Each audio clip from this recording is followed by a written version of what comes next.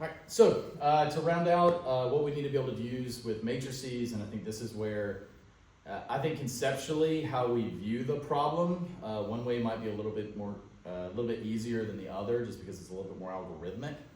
It's what I connected with when I was taking this course for the first time and working with matrices for the first time from Algebra 2 and above. And it's how most people tend to think about it. And I'm going to try to give you another way, because as we go through Gilbert Strong's book of linear algebra, the way that he can sometimes convey material is through another way. And so I want to make sure that y'all have all the tools necessary. And so first off, we're going to start with matrix vector multiplication. And one of the biggest things that we need to think about when we are multiplying, whether it's matrix vector or a matrix, is that when I compare the dimensions of whatever I'm multiplying, the inner dimensions have to match.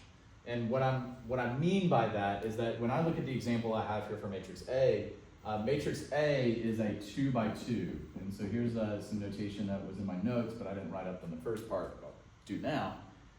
A is an element of every 2 by 2 matrix using real numbers. It's kind of what this is notating. And the inner dimension that I'm looking at and focusing on is this second 2 right here.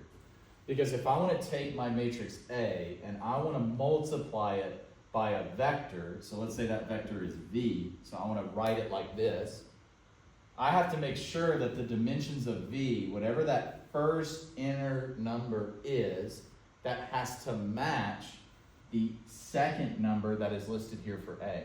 So if A is a 2 by 2 matrix, I can only multiply it by vectors of V that are 2 by 1. So something like V1, V2. So again, the dimensions for this is that this would be a 2 by 1 matrix. In other words, when I look at this and I say A times V, and I write them side by side, so 1, 3, negative 2, 4, times V1, V2. Notice that this is 2 by 2, this is 2 by 1, 2 rows, only 1 column. See how the inner dimensions match. We need this to happen in order to actually multiply these two things together. And the reason why is what this multiplication really represents is these are the scalars of the combination of the columns of this matrix. So, for example, the way that I think about this, and this is what's referred to as the column picture, is that again, these represent the scalars. If I view these columns, A1 and A2, I'm going to multiply the first column by V1. So V1 times the column 1, negative 2. And then I'm going to add to that the combination of the second column times this scalar V2. Because remember, this vector is just real numbers, any real numbers that you would want to do. 3 and 4. And in performing this, we perform the multiplication. Notice that the multiplication is, at its core, really a linear combination. And specifically, a linear combination right now of the columns. And again, this is referred to as the column picture. V again represents the scalars, how many of column 1 and column 2 we want to essentially combine. And so when I go through and I express this final answer, we can look at this final answer as 1v1 plus 3v2. So 1v1 plus 3v2, and that's the only entry. And then the second row, I get negative 2v1 and 4v2. So hopefully this is visible. And although we have some multiple terms and expressions right here, I want you to notice the final answer is a 2 by 1. In other words, my final answer is a single vector. Because again, if I have numbers for V1 and V2, this is just a simple combination. That's a 1 number answer. This is a 1 number answer. 2 rows, 1 column. And if you take a look at the dimensions, taking out those inners, notice the result is a 2 by 1. In other words, the dimensions identify what your final answer should be and the dimensions of the final answer, just to be a little bit more specific. Now, if these lines don't match, then the columns don't match the number of scalars that we have, and that's why the multiplication doesn't work. If I was to have a V3 here, there's no third column that we're actually combining.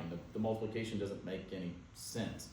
So matrix vector and at its core matrix multiplication, this has to match. The number of columns has to match the number of rows for whatever I'm multiplying by.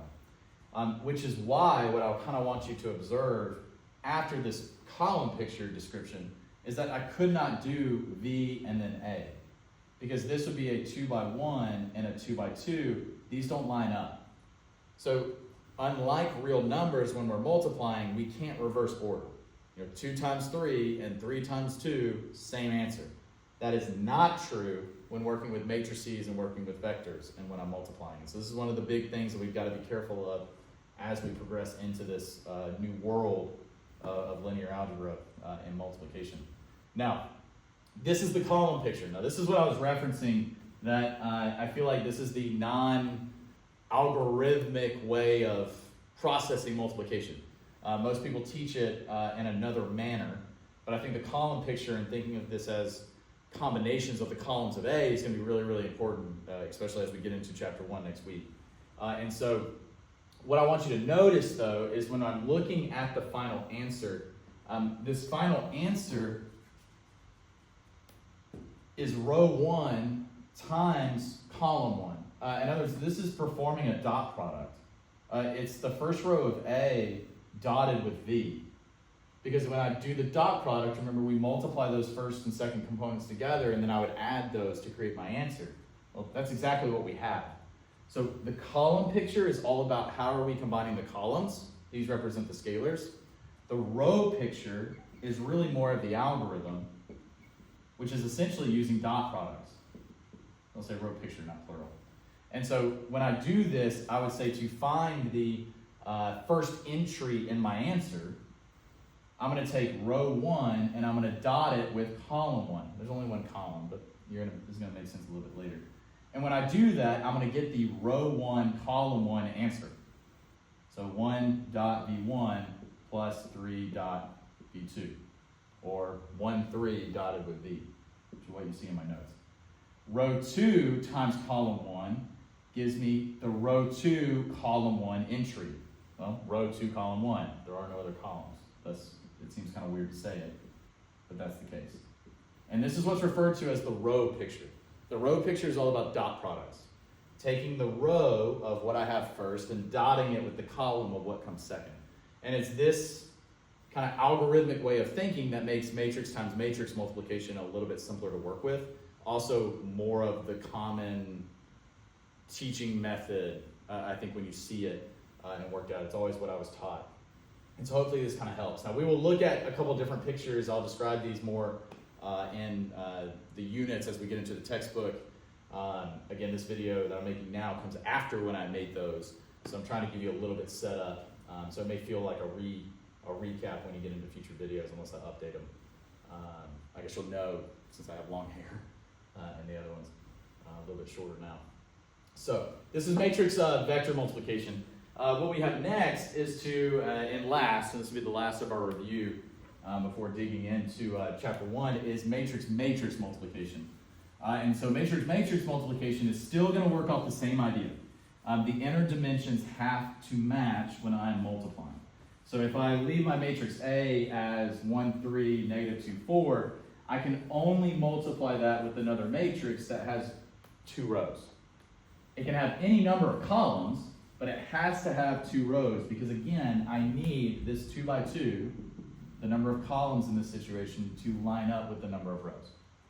So this would be 2, 2, because what I'm going to do is give a matrix B as 2, 5, 7, negative 1. This has to line up. So I know I was referencing the other vector earlier and saying, okay, well, the number of entries here, well, understand that's the number of rows. Right? I need 2 entries here to line up with the 2 columns here. I can only do this multiplication. Now, this number here could be anything. It could be 1, 2, 3, 4. Notice if it was 1, you would just have matrix vector multiplication, which we just went over. But if I want to do this multiplication now, of doing this times this, one of the easiest ways to think about it is that row picture that we saw, where we're doing the dot product of row by column.